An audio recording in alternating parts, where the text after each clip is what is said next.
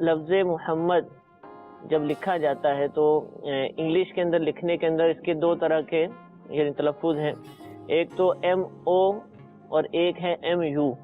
محمد ہی پڑھنے میں دونوں آتے ہیں، لیکن لکھنے کے اندر ایک کے اندر ایم یو اور ایک میں ایم کے بعد او لکھا جاتا ہے. درست طریقہ کار کون سا؟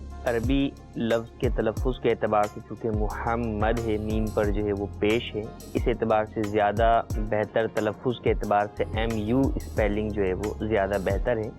لیکن مسلمانوں میں رائج جو ہے وہ ایم او کے ساتھ ہی ہے، تو اس طرح لکھنے میں بھی حرج نہیں ہے اور اس طرح لکھنے سے معنی بھی تبدیل نہیں ہوتے. تو دونوں طریقے سے لکھ سکتے ہیں.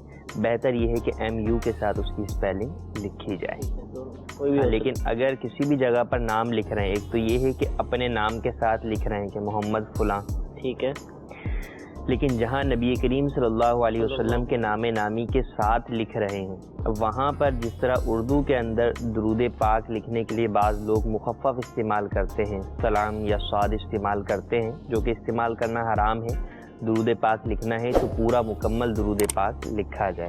اسی طرح انگلش کے اندر بھی لوگ جو ہے وہ مختصر استعمال کرتے ہیں. صلی اللہ علیہ وسلم کی جگہ جو ہے FAW جو ہے وہ استعمال کر لیتے ہیں، یا پھر انگلش کے اندر پیس بھی اپاؤن ہم کی جگہ جو ہے وہ پی اور UH بھی اس طرح استعمال کر لیتے ہیں. تو اس کی بھی اجازت نہیں ہے، یہ بھی حرام ہے. جب درود پاک لکھنا ہے یا تو عربی کے اندر آپ صلی اللہ علیہ وسلم لکھیں تو پورا عربی میں ہی لکھیں، اس کو رومن میں نہ لکھیں.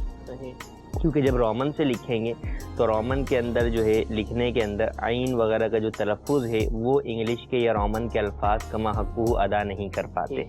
تو اس لیے اس کو عربی رسم الخط میں صلی اللہ علیہ وسلم ہی لکھا جائے. ہاں انگلش کے اندر آپ اس کی ٹرانسلیشن لکھنا چاہ رہے ہیں تو پھر پیس بھی اپاؤن ہم لکھ رہے ہیں یا اور کوئی دوسرے اس طرح کے کلمات لکھ رہے ہیں جو ٹرانسلیشن ادا کر رہے ہوں، تو وہ بھی پھر مکمل طور پر لکھا جائیں، ان کا بھی شارٹ ہرگز نہ کیا جائے. لیکن انگلش میں بہتر ہے کہ درود پاک عربی میں لکھا جائے جو ہے وہ صلی اللہ تعالی علیہ وآلہ وسلم.